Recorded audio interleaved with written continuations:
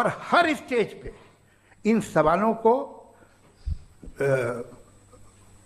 मकरूह कहा गया था, गलत कहा गया था। तो आज जो बातें आपके जहन से बिल्कुल परे हैं और आप हैरान होते उन्हें देख के, एक वक्त आएगा कि मामूली लगेंगे।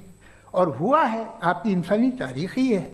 इतनी जल्दी सारे फैसले आप मत कर लीजिए, थोड़ा ये ह्यूमिलिटी रखिए कि भाई ये हमें नहीं मालूम। ये कहने में क्या आ रहा है?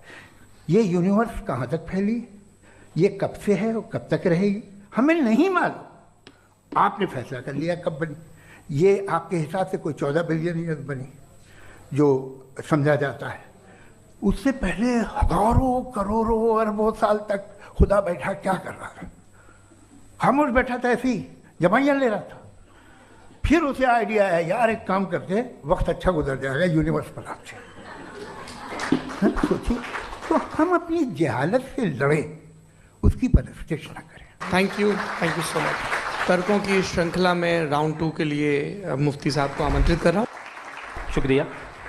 जनाब जावेद अख्तर साहब कई मरतबा दोहरा रहे हैं कि फेथ का मतलब बताइए, फेथ का मतलब बताइए। मैंने बता दिया, फेथ सही भी होता है, गलत भी होता है। और आज हम फेथ पे बात नहीं कर रहे, हम ट्रुथ और डज गॉड एग्जिस्ट पे बात कर रहे हैं। क्या डज गॉड एग्जिस्ट, ये ट्रुथ यानी गॉड है या नहीं है, इसमें से दोनों ट्रुथ क्या है। अब आप उसे फेथ कह लें, बिलीफ कह लें, नॉट माई बिजनेस। उसके बाद आपने कहा कि भाई सवाल करने से मजहब रोकता है।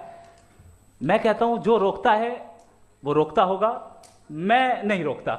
बल्कि सवाल करें, सवाल करना चाहिए। सवाल कर करके तो हम आगे बढ़ते हैं, तरक्की करते हैं, और इसीलिए मैं आज यहां पे आया हूं। लेकिन सवाल सिर्फ खुदा से नहीं होगा, आपसे भी होगा। सवाल एथिज्म से भी होगा, सवाल सिर्फ मजहब से नहीं होगा, सबसे होगा। और आज मैं सवाल करूंगा और उम्मीद है कि आप जवाब देंगे। अभी तक आपने वैसे कॉन्टिंजेंसी आर्गुमेंट का कोई जवाब नहीं दिया है। चलें, आपने कहा यूनिवर्स के बारे में इटर्नल क्यों नहीं बोल देते। ये चूंकि लॉजिकली पॉसिबल ही नहीं है कि यूनिवर्स इटर्नल हो। यूनिवर्स एक कॉन्टिंजेंट चीज है जो टाइम एंड स्पेस के पाबंद है, टाइम एंड स्पेस से बाउंड है। जो टाइम एंड स्पेस से बाउंड होगा वो कॉन्टिंजेंट होगा, जो कॉन्टिंजेंट होगा वो उसकी बिगिनिंग हुई होगी, जिसकी बिगिनिंग हुई होगी वो इटर्नल नहीं हो सकता। ये तो कॉमन सी बात है। आपने कहा कि किसी मजहबी किताब में डायनासोर का जिक्र नहीं है। अफसोस कि आज तक किसी मैथमेटिक्स के किताब में मुझे डायनासोर का जिक्र नहीं मिला। तो इसका मतलब मैथमेटिक्स की किताब बेकार है? नहीं, उसका वो टॉपिक नहीं है। रेवलेशन का और मजहबी किताबों का टॉपिक ये नहीं है कि आपको आके बताए साइकिल कैसे बनाते हैं, या आकर ये बताएं कि जो है डायनासोर कब था। वो तो मोरालिटी सिखाने आया है, गॉड के बारे में बताने आया, नॉन फिजिकल रियलिटी की हकीकत को सिखाने के लिए आया। रिलीजियन साइंस को रोकता है? नहीं रोकता। अगर रोकता है तो गलत करता है। रिलीजियन साइंटिज्म को रोकता है, जिसमें हमारे जावेद साहब मुब्तला हैं। साइंस और साइंटिज्म में फर्क है। साइंटिज्म यह है कि आप समझें कि साइंस और साइंटिफिक मेथोडोलॉजी ये नॉलेज को हासिल करने का वाहिद सोर्स ऑफ नॉलेज है। यह है साइंटिज्म, हम इसे रिजेक्ट करते हैं। उसके बाद उन्होंने कहा कि भाई हमें नहीं मालूम। अगर नहीं मालूम तो क्लियरली कह देना कि नहीं मालूम है, इसमें क्या हर्ज है। तो वही तो मैं कह रहा हूं ना कि आप कह दें कि नहीं मालूम, लेकिन क्लेम क्यों कर रहे हैं कि गॉड एग्जिस्ट नहीं कर रहा है। आखिरी चीज, इन्होंने कहा कि खुदा दुनिया बनाने से पहले 150 साल पहले या करोड़ों साल पहले क्या कर रहा था। अरे हजरत, चलें, बहरहाल मैं जवाब दे देता हूं।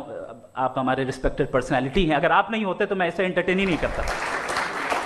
टाइम, ये 100 साल पहले या 100 साल बाद, पहले बाद में अभी, ये वो अल्फाज हैं जिनका ताल्लुक टाइम से है। टाइम शुरू ही हुआ है यूनिवर्स की बिगिनिंग के बाद, तो उसके पहले खुदा क्या कर रहा था? सवाल इलॉजिकल है, ये फेलेसी है। यानी आप ये कह रहे हैं कि यूनिवर्स के बनने से पहले खुदा क्या कर रहा था? टाइम के बनने से पहले, पहले का ताल्लुक टाइम से, टाइम उस वक्त था ही नहीं, तो ये सवाल ही इनवैलिड है खुदा के ताल्लुक से। इसकी एक मिसाल आप ले लें। एक कार है, एक साहब ने देखा कि भाई कार जो है उसके व्हील्स कितने अच्छे लगे हुए हैं, सही जगह पे। स्टीयरिंग जो है कितने अच्छे जगह पे लगी हुई है, और सीट्स कितने वेल डिजाइंड है, कितनी प्रिसाइजली ये कार काम कर रही है। तो जरूर कोई ना कोई इसे क्रिएट किया है, किसी ने क्रिएट किया है। अब जावेद साहब आए और कह रहे जनाब बोनेट खोलिए, इसमें इंजन है, इंजन इस कार को चला रहा है, hence prove no one has created the car. This is illogical. Science हमें